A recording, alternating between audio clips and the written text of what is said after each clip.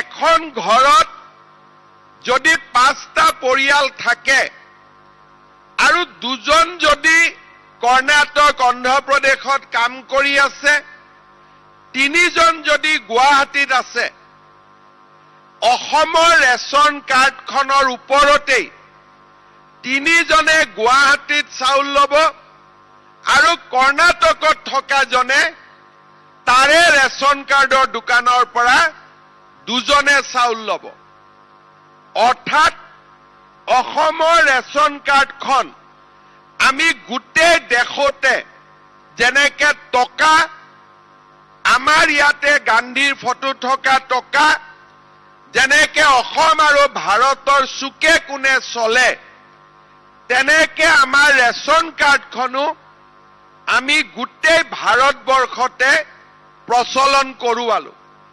এতিয়া যদি আজি ইয়াত উপস্থিত থকা কোনোবা এটা পৰিয়ালে কালি যদি কলিকতা দিল্লীলৈকে যায়, কিন্তু তেওঁ অসমৰ ভোটাৰ, চাকৰি সূত্ৰে, কৰ্ম সূত্ৰে পৰিয়ালৰ ডাঙৰ ল'ৰাজন সৰু ল'ৰাজন যদি অন্ধ্ৰপ্ৰদেশত যায়, অসমত থকা পৰিয়ালটো আৰু অন্ধ্ৰপ্ৰদেশত থকা পৰিয়ালৰ 2জন সদস্যই নিজৰ ৰেচনটো ভগাই ল'ব পাৰিব।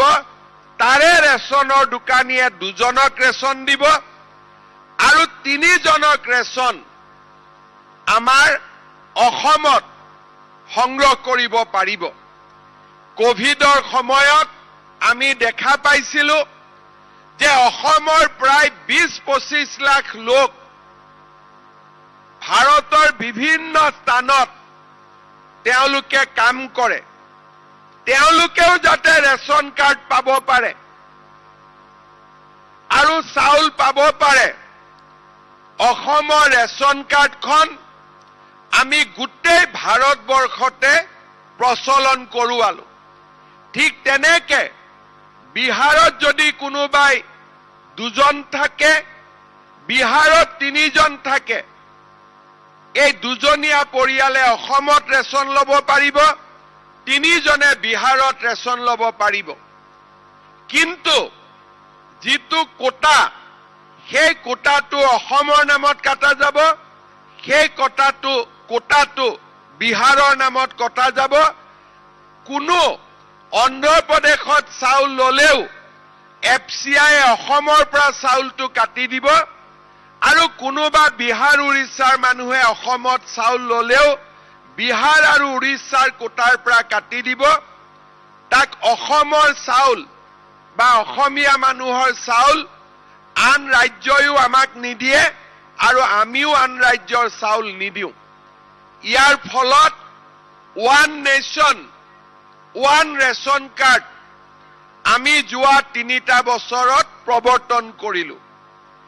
ইয়াৰ পিছত তৃতীয়টো এটা অসুবিধা আমি দেখা পাইছিলো যে ৰেচনৰ দোকানীবিলাকে চাউল 25 তাৰিখে আনে, 28, 29, 30, 1, 2, 3 এই সময়খিনিত দি থাকে আৰু যেতিয়া মানুহে চাউল বিচাৰি যায় তেতিয়া মানুহক কয় যে আপুনিতো জানুৱাৰীত চাউল পালেই।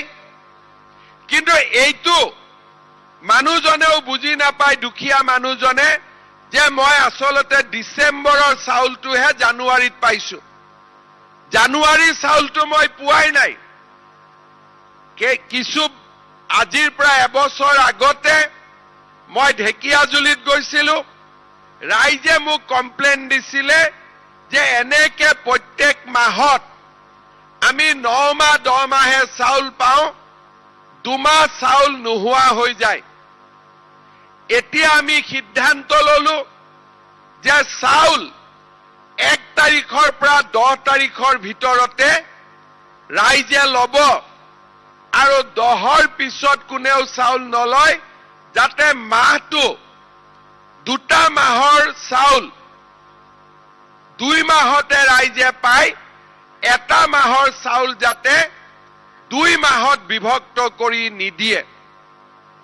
এনেবোৰ ব্যৱস্থা লোৱাৰ ফলত চহী মাৰি লোৱাৰ ফলত মেচিনৰ লোৱাৰ ফলত এতিয়া অসমত 5 কেজি চাউল 5 কেজি পায় ৰেচন কাৰ্ড কোনো ধৰণৰ ভুৱা মানুহৰ হাতত ৰেচন কাৰ্ড নাই আৰু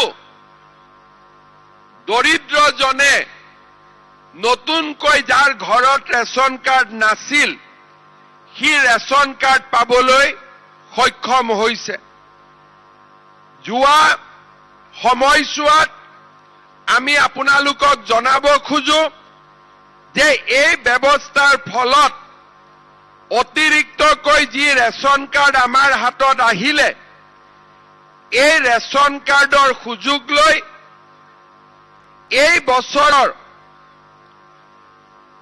আৰু 23-24 চনত আমি অসমত 42 লাখ আৰু তাৰ পিছত 10 লাখ 52 লাখ লোকক আমি নতুনকৈ ৰেচন কাৰ্ড দিবলৈ সক্ষম হৈছো।